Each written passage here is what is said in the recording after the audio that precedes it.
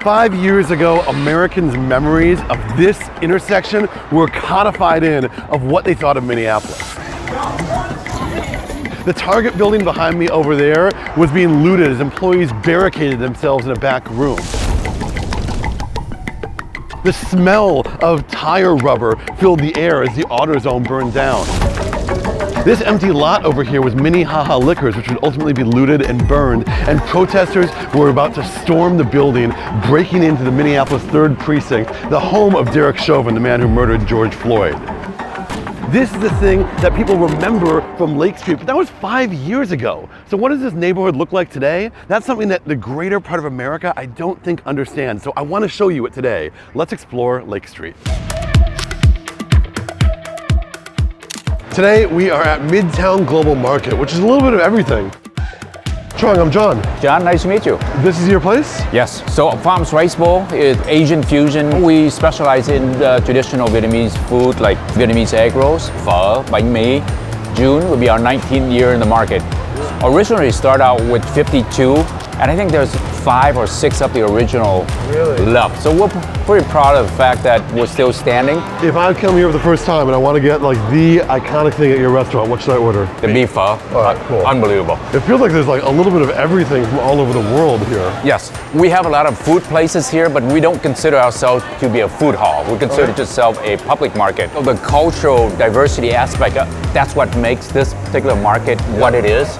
It's always the entrepreneurs, the creators, and the immigrants that come back in when a neighborhood has a rough time. And like people from the suburbs and from outstate Minnesota need to come here to see what's happening. We're still a way off from fixing the issues with Minneapolis itself, but we are making a stride in fixing that. For the folks outside of Minneapolis area, from the suburbs, you know what? Come and visit us. This is a thriving neighborhood. It may look like we are in the heart of Somalia right here, but we're actually in the Midtown building just off Lake Street. This celebrates the fact that Minneapolis is home to the largest population of Somalians outside of Somalia anywhere in the world. You may find restaurants and different places back in Somalia that they named after Minneapolis or Minnesota. What I can see, like a need to tell people who are born here, no, this is where you come from. Yes, a lot of Somalis that were born here come here. There's a lot of information about the history, about the culture, about where the Somalis are from. Right now, we have more than 1,500 artifacts. And then day after day, the museum's growing. It started collecting the Somali artifacts back in 2009. I grew up in Minnesota, but I remember like, my whole life I've known like Somali immigrants because you know back in the 90s it was the first generation.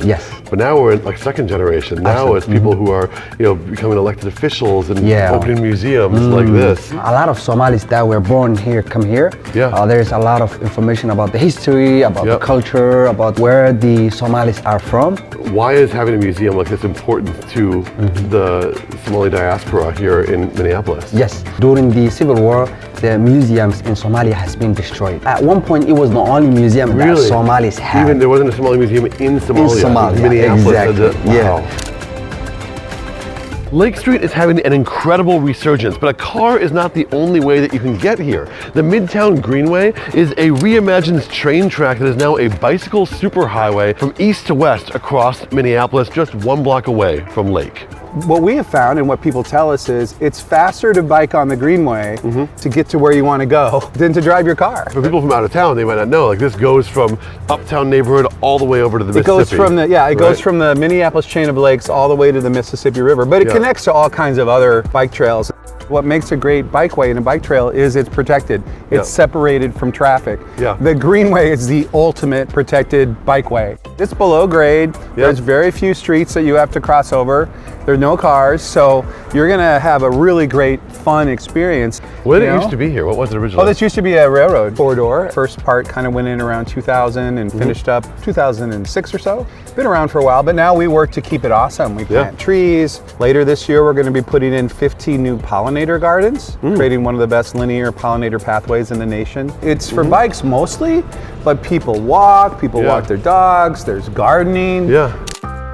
Today we are at the Heart of the Beast Theater, which is an incredible artistic spot that has seen a lot of life. Let's go inside now. This place was originally a movie theater, and then in the 70s it got to be a porno flick. In fact, when the Heart of the Beast took this over in the 80s, that marquee actually read, "Bye bye porn, hello puppets." Because the puppet theater has been around for decades now, and it is an incredible creative space. Let's go check it out.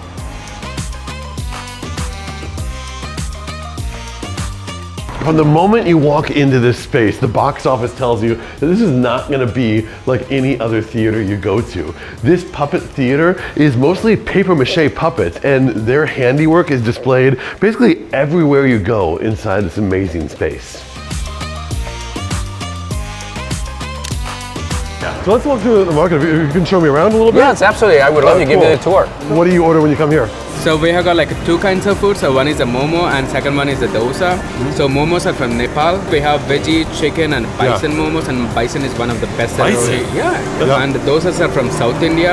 I mean, dosas are famous breakfast food in India. Yeah. And also we have two kinds of curries, so chicken tikka masala and a mixed vegetable curry. All right, here we go. Oh my God, I want to eat all of it. Welcome to the Minneapolis Grain Exchange, home today to cocoa co-working. But since 1902, this has been a hive of activity, starting with a trading floor. Let's go downstairs and check it out. Look behind me and you will see what was traded right here on this floor. For example, live cattle or feeder. No, not the actual things. It was the actual futures that were traded here, not the live cattle or feeder. That's why they have these boards up here to tell you what the weather was like in other parts of the country. Look at these massive windows over here. They are so important because the natural light allowed them to look at samples that would be shipped in on the regular from places like Montana, and they could try to guess whether the grain would sell for higher or lower than expected. For over 100 years, yes, this was a grain exchange, as you see on the sign right here. It's a historic space, but now it's found new life as a co-working space, having dozens of tenants here, including yours truly, right there. But it's not just co-working here, there's also private offices like Lund Financial, where Josh Lund works. Hey Josh, how you doing? Well, okay. Why do you work at a place like this, at Coco? Right, I love this space because of the fact that we're in and out, meaning you can move in, then work the next day. No furniture, no internet, no printer, it all comes with it. I don't need my own stuff like that. How's your view? How's the view out here? Actually, the view is great, right? It's a lot of downtown, right? Let's go over, come on over. Boards, all right, now I'm using the windows as whiteboards too. That's cool. It's like I'm watching A Beautiful Mind right now. Exactly right. The idea for this space is it gives you the ultimate flexibility. And so you can have meetings for the team, you can have an executive suite over here for your office, you can even have an off-site corporate retreat with an incredible amount of modular space so that just about anything can be done from these offices. Co-working, private offices, and events can all happen right here. And if you want to find out more, just go to workatcoco.com. So if we continue to head down this I see way. Manny's right there. Yeah. Yep, we're gonna hit Manny Tortas, a buddy of mine. Yep. Great Mexican sandwiches. What's your name? John. John. How long have you been at the market? Since the beginning, 2006. You're one of the OGs. Oh yeah, me and Trunk. Yep. We're like the founders, right? As you mentioned, after 20 years, we get to know a lot of the folks here. And he and I, we became like a family here. It's like we're like a cooperative, and we take care of each other here. Yeah. Well, that's the cool thing about a market like this. There's that community feel around you. Oh, yeah. It's a total smorgasbord. We got a culture. Jamaican place, Moroccan right behind here. Yeah. Awesome. All kinds of food. It's very diverse. After almost 20 years, I get tired of eating my food. Yeah. When I need a change, this is my first stop that I'm coming here to grab a Manny special. What's in it? It has a steak with onions, tomato, jalapenos, melted cheese, mushrooms, ham, avocado, and chipotle mayonnaise. It's the best one. Even this guy like it. Hey, it's Guy Fieri. Guy Fieri over there. And there we have it, the Manny There special. you go, Manny special. Wow, thank you so much. Enjoy it. Look at this, the benefits of the job right here. Got our lunch looked after with our Jamaica and our horchata as well, local juices. Let's try the Manny special. Oh my God. That might be the best sandwich that I've had in Minneapolis. I'm not just saying this to show. That's amazing. Got a kick because of the jalapenos as well. All right. Over here, I'm seeing there's like a bike parking and like it looks like a shop that is only accessible for bikers. Is that what it is? I mean, this is the bike shop for the Midtown Greenway, Venture Bikes Midtown. We're thrilled that they're here. They're open. They sell bikes. They'll fix your bike. They can rent bikes. They've got great coffee inside. Yeah, this is cyclist utopia. It's a cycling paradise. So let's head inside and check it out. Yeah. Thank you. You're welcome. So we walk in here and like immediately it's like a loungy place inside. Well, this is the Midtown Bike Center, and yeah, people are welcome to come in here, have lunch, grab some coffee from Venture Bikes. Awesome why your family runs the bike shop over here, and biking is such an important part of Minneapolis, to me at least. And I think in the Twin Cities we have one of the best environments to cultivate cycling of all kinds. This piece of infrastructure blows me away when I'm on it. It's like I feel like I'm in Star Trek when the spaceship goes at warp speed. It's like you're so fast through like a part of the city that I think we're all used to. The east-west has never been a great spot to drive in our city. And then you're here, it's like you're at Hiawatha, then boom, you're at Nicollet, then boom, you're at like Uptown. It's incredible. It's incredible, yeah. So the greatest part is we're not impacted by construction. So right now, it's faster for me to bike from St. Paul to Minneapolis than it is for me to drive because of just all the closures and all the backing up that's happening. Lake Street's right there, a world of flavors and restaurants and businesses and everything that makes our community so awesome.